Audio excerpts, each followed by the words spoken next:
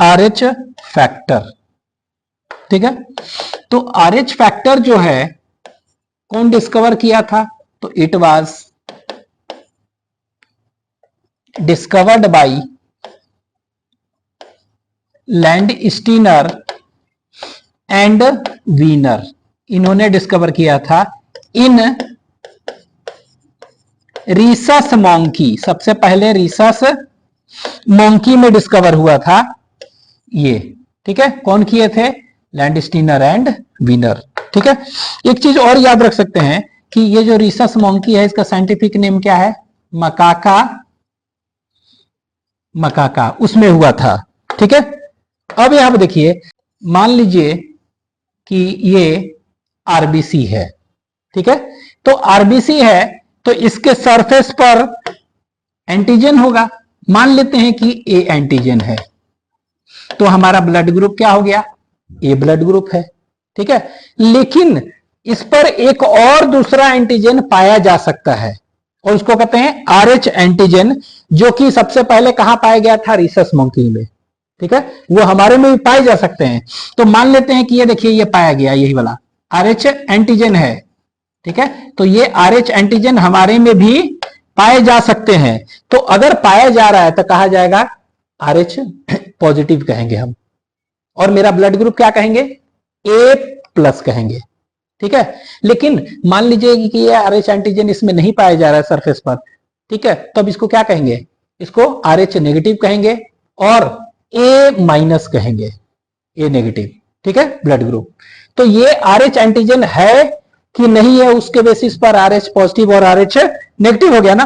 तो यहां पर हम लिख सकते हैं कि RH एंटीजन जो देख रहे हैं, RH एंटीजन ये है कि नहीं है, उस बेसिस पर ये दो पार्ट हो गया, RH पॉजिटिव और RH नेगेटिव। ठीक है, तो RH पॉजिटिव और RH नेगेटिव दो हो गया। तो RH पॉजिटिव मतलब क्या हुआ? यहां पर लिख दे रहे हैं कि अगर RH एंटीजन प्रेजेंट है तो, अगर ये एब्सेंट है तो ये। ठीक है, ये अब क्या है कि आपके एनसीईआरटी में एक दिया हुआ है, दोनों में, वर्ल्ड में और इंडिया में किसमें कितना होता है ये। ठीक है, तो यहां पर हम लिख ले रहे हैं। तो इधर क्या है, यहां पर कर ले रहे हैं वर्ल्ड में और इंडिया में। तो एनसीईआरटी में सिर्फ वर्ल्ड का दिया है। तो वर्ल्ड में देखेंगे टोटल, तो RH पॉजिटिव परसेंट कितने हैं? 80% इंडिविजुअल्स, और 20% रिमेनिंग जो बचेंगे वो क्या हो जाएगा? ये RH नेगेटिव। तो एनसीईआरटी में दिया हुआ 80% of individuals are RH positive, they bear RH antigen on their surface. ठीक है, इंडिया में देखेंगे तो लगभग 95% RH पॉजिटिव इंडिविजुअल होते हैं, और लगभग जो बचे हुए हैं 5% क्या है? They are RH negative. ठीक है, तो ये एक रेशियो आपको ध्यान रखना है। ठीक है, अभी हम देखे थे ब्लड ग्रुप में ए एंटीजन था, बी एंटीजन। तो अगर एंटीजन है तो उसके लिए एंटीबॉडी होता था ना। ठीक है, ए बी में नहीं होता था। जैसे ए एंटीजन था तो उसके लिए एंटी बी एंटीबॉडी, अगर बी एंटीजन होगा तो एंटी ए एंटीबॉडी होगा। अगर ए बी है तो कोई भी एंटीबॉडी नहीं होता था। अगर ओ ब्लड ग्रुप है तो दोनों एंटीबॉडी होते थे। ठीक है, मतलब इसमें एंटीबॉडी होते हैं। ठीक है, लेकिन अगर मान लेते हैं मेरे में RH एंटीजन है, इसके लिए एंटीबॉडी नहीं होता है, और जिसमें RH नेगेटिव है उसमें तो एंटीबॉडी होगा ही नहीं। मतलब हम कह सकते हैं antibodies are absent for both RH positive and RH negative blood group. ठीक है, तो ये लिख लेते हैं। तो यहां पर लिख लें कि antibodies are absent for both RH positive and RH negative blood। ठीक है, ये ठीक है। तो यहां पर देख रहे हैं कि अगर सपोज करिए कि मेरा ब्लड ग्रुप RH पॉजिटिव है और किसी RH नेगेटिव को दे रहे हैं। ठीक है, मतलब कि हमारे में RH एंटीजन है लेकिन एंटीबॉडी नहीं है हमारे में। ठीक है, और जिसको दे रहे हैं RH नेगेटिव है ना, तो उसमें भी RH नेगेटिव है तो एंटीबॉडी तो नहीं ना है। RH के लिए।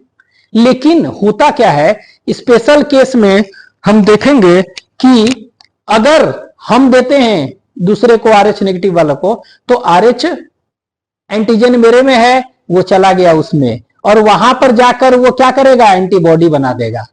ठीक है, और सेकेंड ट्रांसफ्यूजन अगर देंगे दूसरी बार, तो एंटीबॉडी तो बना हुआ है, RH एंटीजन जैसे ही जाएगा उसको क्या करेगा, उसका उसमें जो आरबीसी होगा उसका क्लंपिंग कर देगा, अग्लूटिनेशन कर देगा। ठीक है, तो फेलियर हो गया ना। तो इस केस में एंटीबॉडी बन सकते हैं, तो इसीलिए हम लिख दे रहे हैं कि antibodies are absent for both RH positive and RH negative blood. लेकिन एक्सेप्शन क्या है, यहां पर हम कह सकते हैं कि एक्सेप्शन याद रखना है कि स्पेशल केस में एंटीबॉडी बन सकते हैं। कौन सा स्पेशल केस है, तो यहां पर देखेंगे special case when RH positive blood is transfused to RH negative blood, तब बनेगा। ठीक है, और एक दूसरा केस और पढ़ेंगे, इसको कहेंगे इराइथ्रोब्लास्टोसिस। इराइथ्रोब्लास्टोसिस फीटलिस। ठीक है, तो फीटलिस, तो ये दोनों केस में देखेंगे कि ये क्या है, it is example of RH इनकॉम्पैटिबिलिटी, इनकॉम्पैटिबिलिटी, और इसको RH मिसमैचिंग भी कहते हैं। ठीक है, इन दोनों का एग्जांपल। तो अभी हम देखेंगे इराइथ्रोब्लास्टोसिस फीटलिस के बारे में। ठीक है, इसके बारे में हम अभी पढ़ेंगे। ठीक है, लिख लीजिए इसको।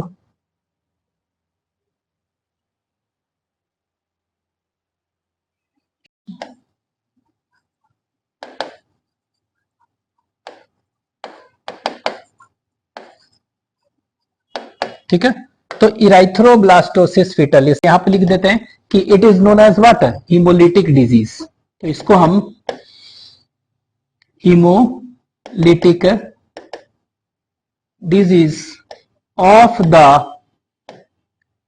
Foetus and newborn. ठीक है, इसीलिए इसको हम क्या कहते हैं, हीमोलिटिक HDFN भी कहते हैं। ठीक है, तो ये याद रखना, हीमोलिटिक डिजीज है, किसका है, तो ये ऑफ कर सकते हैं फीटस एंड न्यूबॉर्न का।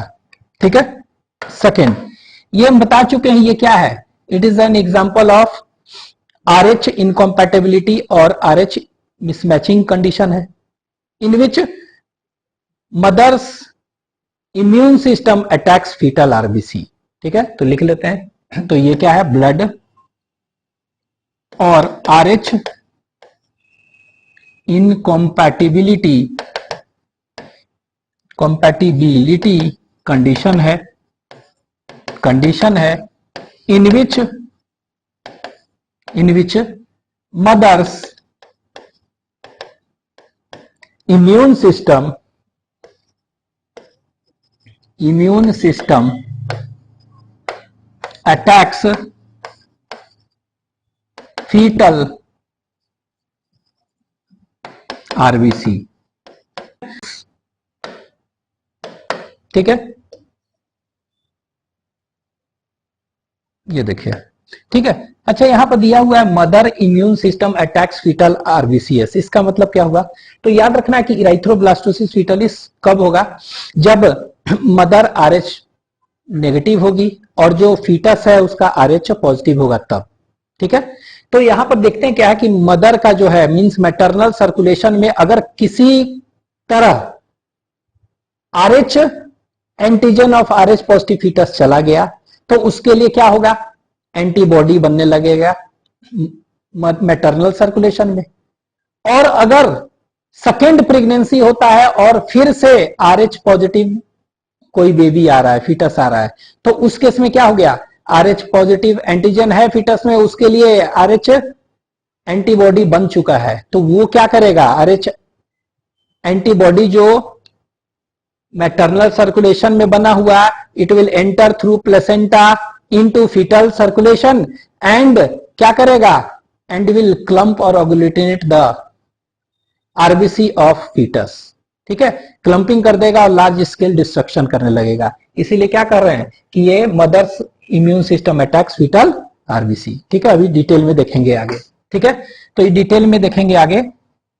नेक्स्ट यहां पर हम देख रहे हैं, अगला पॉइंट हम लिखेंगे। ठीक है, तो नेक्स्ट पॉइंट जो देखेंगे ये क्या कर रहा है, फीटस को अफेक्ट कर रहा है ना, तो कह सकते हैं it affects foetus, it affects foetus.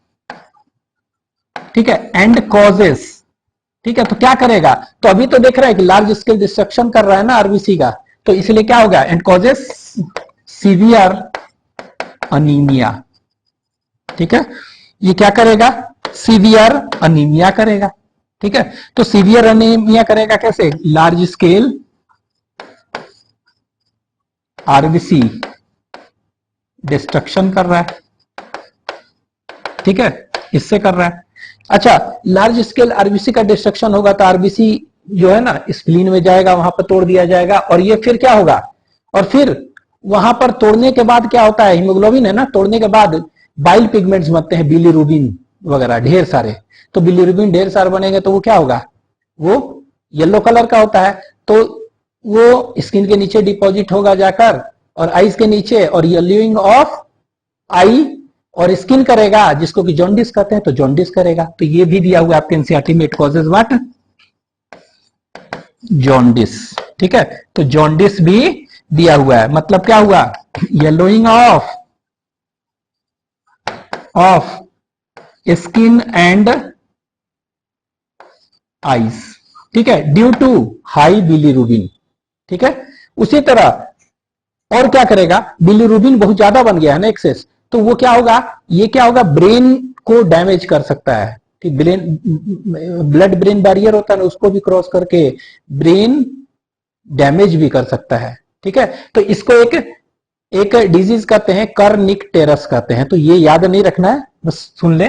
तो इसको क्या कहते हैं, कर्निक टेरस कहते हैं। ठीक है, तो this is known as kernicterus. मतलब क्या हुआ, याद रखिएगा कि ये ब्रेन डैमेज भी कर सकता है, ब्रेन डैमेज, हाई बिलीरुबिन है तो। ठीक है, इसके बाद क्या हो गया, ये क्या कर रहा है, ये एक तरह से जो भी डैमेज आरबीसी है उसको रिमूव कर रहा है ना, आ रहा है जा रहा है, आ रहा है जा रहा है, डैमेज रिमूव करते जा रहा है। तो इसी अटेम्प्ट में क्या होता है, ये लीवर और स्प्लीन क्या होता है, ये एनलार्ज होने लगता है। तो इसमें एनलार्ज्ड लीवर एंड स्प्लीन भी इसमें होता है। ठीक है, in attempt to remove dead RBC, तो लिख दे रहे हैं, in attempt to remove dead RBC. ठीक है, तो बार बार हटा रहा आ रहा है तो बड़ा होता है। ठीक है, ये हो गया। अच्छा, एक चीज और याद रखेंगे कि ये जो फीटस है ना, ठीक है, तो उसमें टिश्यू में और ऑर्गेन्स में क्या होगा कि फ्लूइड जो है ना वो बिल्डअप होने लगेगा, बड़ा होने लगेगा, जमा होने लगेगा। तो जमा होने लगेगा तो बच्चा क्या हो गया, काफी मोटा हो जाएगा ना, यूटेरस में ही। तो अब जब प्रेगनेंसी मतलब पार्चुरेशन होना है, डिलीवरी होना है, तो उस समय क्या होगा, डिलीवरी में काफी दिक्कत होती है। ठीक है, तो उस केस में क्या हुआ, मदर का डेथ हो सकती है। ठीक है, तो मदर का डेथ बचाना मुश्किल हो जाएगा। तो अगर बचाना है मदर को, तो बच्चे को क्या है, उसको इतना एक्यूमुलेशन से मोटा हो गया कि उसको काटना पड़ेगा, काट के निकालना पड़ता है ताकि मदर को बचाया जा सके। तो इसको कहते हैं हाइड्रोप्स फिटलिस, हाइड्रो मतलब वाटर। ठीक है, तो ये भी होता है, तो ये लिख देते हैं, हाइड्रोप्स फिटालिस। ठीक है, तो हाइड्रोप्स फिटालिस में क्या होगा, तो हम कह सकते हैं व्हाट इज इट, तो इसमें fluid builds up in foetal tissue and organs. ठीक है, तो मेन आपको याद रखना है कौन सा, severe anaemia and jaundice, NCERT के अनुसार। ठीक है, ये अच्छा,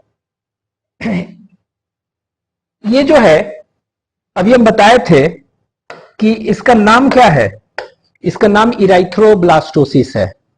ठीक है, तो ये क्यों नाम पड़ा है, तो ये तो नाम से आ गया कि फीटलिस फीटस में हो रहा है, तो इराइथ्रोब्लास्टोसिस क्यों नाम पड़ा, तो एक्चुअली में होता क्या इसमें कि immature RBC is known as इराइथ्रोब्लास्ट।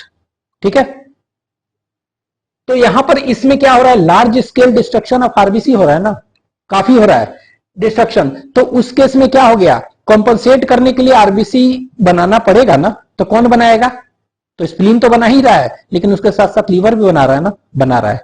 लेकिन ये क्या होता है, पहले इमेच्योर आरबीसी बनते हैं जिसको कि इराइथ्रोब्लास्ट बोलते हैं, और फिर मैच्योरेशन होता है और फिर ब्लड सर्कुलेशन में आता है मैच्योर होके।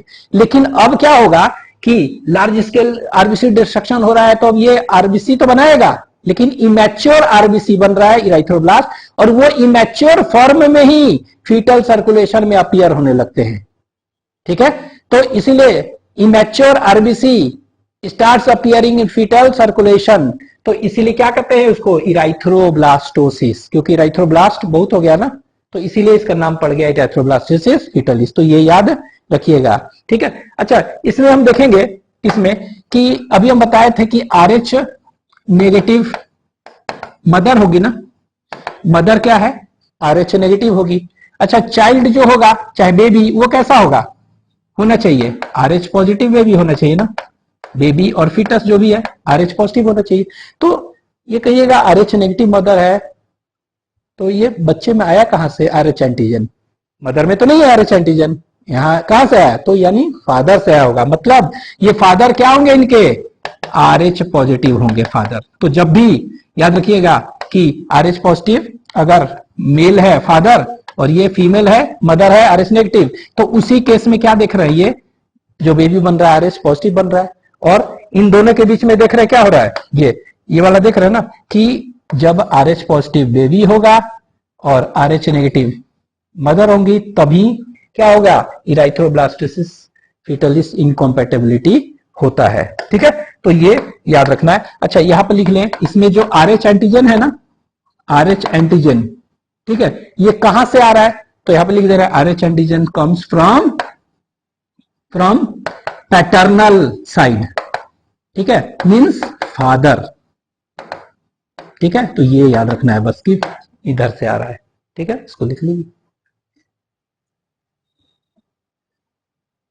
इराइथ्रोब्लास्टोसिस फीटलिस कब होगा, जब RH negative mother bears RH positive foetus. ठीक है, तो यहां देखिए फर्स्ट प्रेगनेंसी हुआ, तो फर्स्ट प्रेगनेंसी हुआ तो क्या हो गया, ये फीटस जो है आरएच पॉजिटिव है, इसका मतलब क्या हुआ, इसके आरबीसी के सरफेस पर क्या हो गया, आरएच एंटीजन है, तो यहां पर लिख दिए हैं आरबीसी विथ आरएच एंटीजन है। लेकिन याद रखिएगा आरएच पॉजिटिव है, लेकिन इसके लिए इसमें कोई भी आरएच एंटीबॉडी नहीं है। ठीक है, उसी तरह ये जो देख रहे हैं मैटरनल सर्कुलेशन है, क्या है ये जो बनाए हैं हम, दिस इज मैटरनल सर्कुलेशन। ठीक है, और ये मैटरनल सर्कुलेशन क्या है, आरएच नेगेटिव है, मतलब इनके आरबीसी के सरफेस पर क्या होगा, कोई भी आरएच एंटीजन नहीं है। तो आरएच एंटीजन नहीं है तो आरएच एंटीबॉडी भी नहीं है, मतलब दोनों केस में यहां भी आरएच एंटीबॉडी नहीं बना है, यहां भी नहीं बना है। ठीक है, अंडरस्टूड, ये हो गया फर्स्ट प्रेगनेंसी में। अब क्या हुआ, फर्स्ट प्रेगनेंसी के बाद 9 मंथ्स हो गया, तो 9 मंथ्स हो गया, इसके बाद क्या हो गया, इनको अलग करना होगा ना, पार्चुरेशन, तो चाइल्ड बर्थ करना है, तो उस समय क्या होता है, ये वाला हम कट करते हैं, प्लेसेंटा को कट, तो यहां पे लिख दे रहे हैं प्लेसेंटा को हम क्या कर रहे हैं, ये कट कर रहे हैं। तो प्लेसेंटा जब कट करेंगे तो देयर आर चांसेस ना कि फीटस का जो आरएच पॉजिटिव ब्लड है वो कहां आ जाए, मैटरनल सर्कुलेशन में आ जाए। ठीक है, यहां आ जाए, हो सकता है ना, तो यहां देखिए कट करेंगे इसको, तो ये वाला जो था ब्लड कहां आ गया, अंदर आ गया। तो देखिए यही वाला फिगर क्या है, यहां पे दिखा दिए कि RBC with Rh antigen enters maternal circulation, आ गया। ठीक है, आ गया यहां। अब ये क्या हुआ, आ गया, और बच्चा उस दौरान क्या हुआ, बच्चा को पार्चुरेशन करके चाइल्ड बर्थ के निकाल दिया गया, बच्चा एकदम हेल्दी होगा, कोई भी दिक्कत नहीं होगा इसमें। ठीक है, बस एक चीज हुआ इस गलती कि इसका जो है आरएच पॉजिटिव एंटीजन वाला इंटर कर गया कहां पर, मदर के और मैटरनल सर्कुलेशन में। ठीक है, अब फिर से क्या होगा, हो सकता है कि फिर से सेकेंड प्रेगनेंसी हो 2 साल 3 साल बाद। ठीक है, तो उस दौरान क्या होगा, उस टाइम इवेंट में कि ये जो आरएच एंटीजन मैटरनल सर्कुलेशन में था, किसका, फीटस का ना, उसका अब क्या हो गया, उसके लिए आरएच एंटीबॉडी बनेगा। तो धीरे धीरे देख रहे हैं आरएच एंटीबॉडी बनने लगा। ठीक है, तो लिख दिया ना RH एंटीबॉडीज IgM, वो भी किस टाइप का होता है, IgM बनता है टाइप। ठीक है, तो IgM सिंथेसाइज्ड इन मैटरनल सर्कुलेशन बन गया। ठीक है, अब देखिए फिर से ये बना हुआ है मैटरनल सर्कुलेशन में RH IgM एंटीबॉडी। ठीक है, ये बना है ना, बना हुआ है। अब क्या होगा, मान लीजिए सेकेंड प्रेगनेंसी हुआ और सेकेंड प्रेगनेंसी में भी RH पॉजिटिव बच्चा हुआ, मींस फीटस हुआ। ठीक है, तो उस केस में क्या हो गया, RH पॉजिटिव है तो इसके RBC विथ RH एंटीजन होगा। ठीक है, इन सेकेंड प्रेगनेंसी भी। ठीक है, तो उस केस में क्या हो गया, अब देखिए ये वाला क्या है, एंटीबॉडी बहुत सारा बन चुका है, किसके लिए, RH पॉजिटिव के लिए एंटीबॉडी बना हुआ है। तो ये एंटीबॉडी क्या हो गया, हमें मालूम है ना कि एंटीबॉडी जो होता है ना, दे कैन क्रॉस प्लेसेंटा। ठीक है, वो भी कौन सा, IgM antibody can cross placenta, ट्रांसप्लेसेंटल होते हैं एंटीबॉडी वो। ठीक है, तो वो क्रॉस करेगा, तो ये देखिए ये वाला यहां पर आएगा और ये क्रॉस करके कहां आ गया, ये आ गया कहां पर, फीटल सर्कुलेशन में। ठीक है, ये फीटल सर्कुलेशन में आ गया, ये देखिए यही था ना, तो ये फीटल सर्कुलेशन में आ गया, तो ये लीजिए फीटल सर्कुलेशन में आ गया, ये ऐसे आ गया। और क्या हो गया, ये देखिए फीटल सर्कुलेशन में आ गया, और ये फीटल सर्कुलेशन में आकर क्या कर रहा है, ये देखिए फीटल सर्कुलेशन में आकर ये क्या कर रहा है, जो भी फीटल का आरबीसी है उसके साथ क्या कर दे रहा है, क्लंपिंग कर जा रहा है और अग्लूटिनेशन कर ले रहा है। क्लम्प कर गया ना, जम गया कहते हैं, एक टर्म यूज कर सकते हैं, तो इसके साथ क्लम्प करके ये देखिए इस तरह बना लिया। अब ये क्लम्प्ड आरबीसी है तो ये अबनॉर्मल आरबीसी हो गया, अब किसी काम का नहीं है। तो this now this abnormal RBC, ठीक है, एंटर्स स्प्लीन। ठीक है, अब ये किसी काम का नहीं है तो स्प्लीन में भेज दिया जाता है, क्यों, because spleen is known as graveyard of dead RBC और अबनॉर्मल आरबीसी। ठीक है, तो वहां भेज दिया गया, वहां पर क्या हो गया, इसको तोड़ दिया जाएगा। ठीक है, हीमोग्लोबिन को तोड़ दिया जाएगा, क्या में, हीम और ग्लोबिन में। ठीक है, ग्लोबिन जो है वो अमीनो एसिड प्रोवाइड कर देगा, यूज हो जाएगा, और हीम जो है वो आयरन और पोरफायरिन में टूट जाएगा, आयरन भी यूज हो जाएगा, लेकिन पोरफायरिन जो है ना उसको तोड़ने के बाद क्या होता है, it forms bilirubin and biliverdin bile pigment. ठीक है, और ये ढेर सारा बाइल पिगमेंट बन रहा है, तो बिलीरुबिन का कंटेंट बढ़ गया तो वो क्या हो गया, वो स्किन के नीचे जाकर दिखाई देगा, एक्युमुलेट होगा और वो ही कर देगा जॉन्डिस। ठीक है, इस बच्चे में क्या होगा, जॉन्डिस हो जाएगा। ठीक है, और ढेर सारा हेमोग्लोबिन टूट ही रहा है ना, तो टूट रहा है तो वो क्या करेगा, वो अनीमिया तो करेगा ही, large scale destruction of RBC हो रहा है तो इट विल कॉज अनीमिया।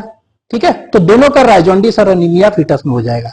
ठीक है, अब ये देखिए, अब ये यहां तो ढेर सारा आरबीसी मर रहे हैं, तो ढेर सारा मर रहे हैं तो बनेगा भी, तो बनाना भी तो है कॉम्पनसेट करने के लिए, तो बनाने के लिए क्या होगा, more and more RBC are formed. लेकिन जो शुरू में बनते हैं आरबीसी मैच्योर बन रहे हैं ना ढेर सारे, तो इमैच्योर आरबीसी को हम कहते हैं इराइथ्रोब्लास्ट कहते हैं।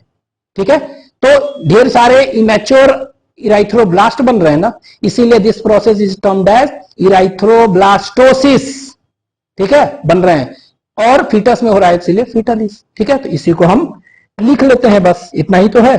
ठीक है, तो यहां देखिए, तो ये RH एंटीजन आया, इसके लिए एंटीबॉडी कहां सिंथेसाइज हुआ, इन मैटरनल सर्कुलेशन। ठीक है, इसके बाद क्या हो गया, लिख लेते हैं RH एंटीबॉडी, मतलब RH IgM कह सकते हैं, क्रॉसेस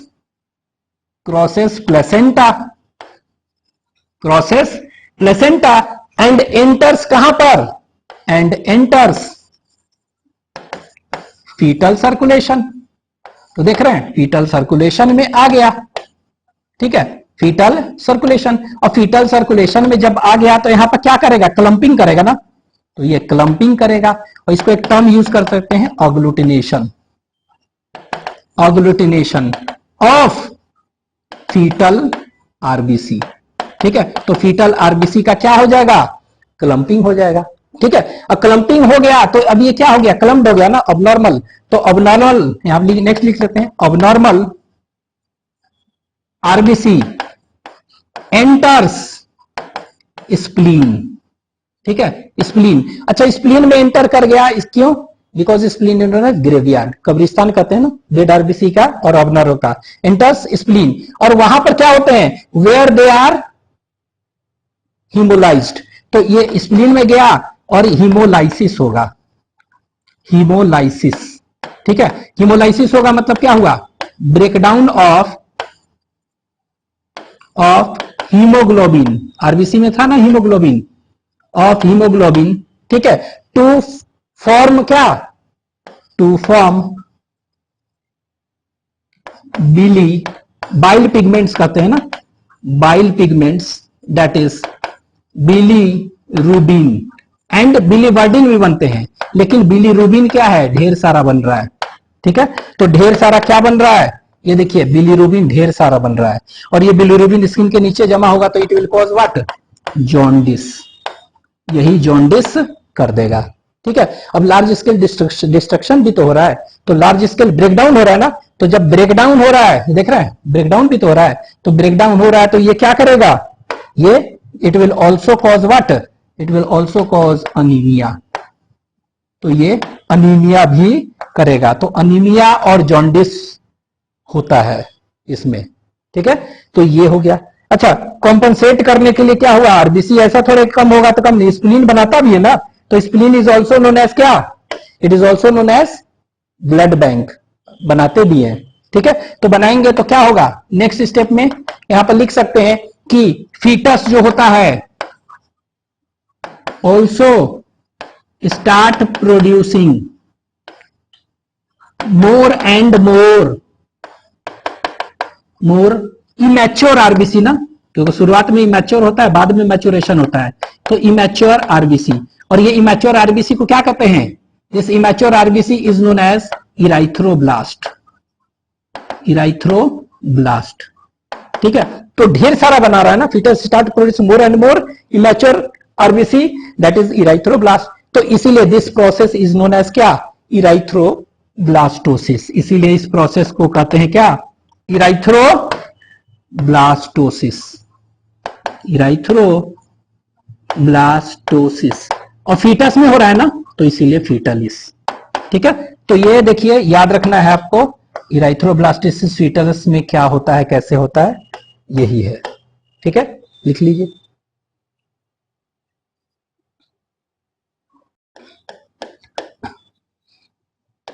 तो प्रिवेंशन ऑफ इराइथ्रोब्लास्टोसिस फीटलिस कैसे करेंगे, तो प्रिवेंशन के लिए हम क्या करते हैं, आपके एनसीईआरटी में दिया हुआ है कि बाई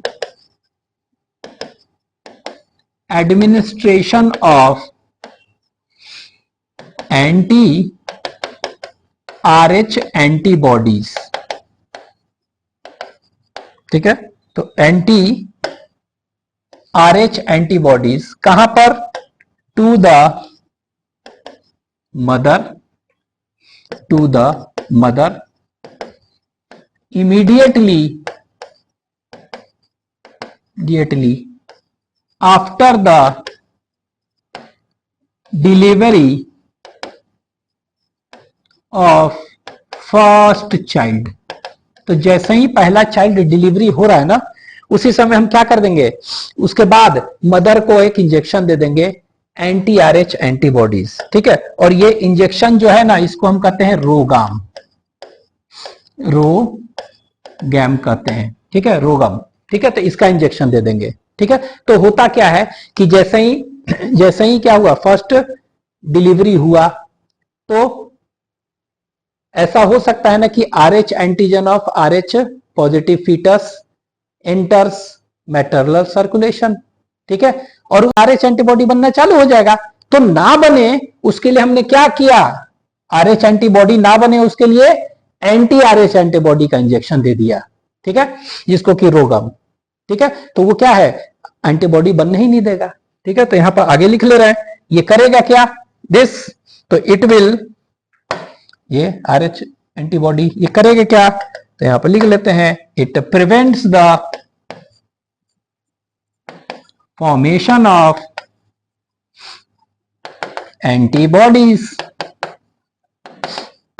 एंटीबॉडीज अगेंस्ट किसके, against Rh positive, foetal red blood cells. ठीक है, तो देख रहे हैं कि ये क्या है, ये प्रिवेंट कर दे रहा है एंटीबॉडी को बनने ही से। एंटीबॉडी बनेगा नहीं अब, तो यही है प्रिवेंशन का मेथड।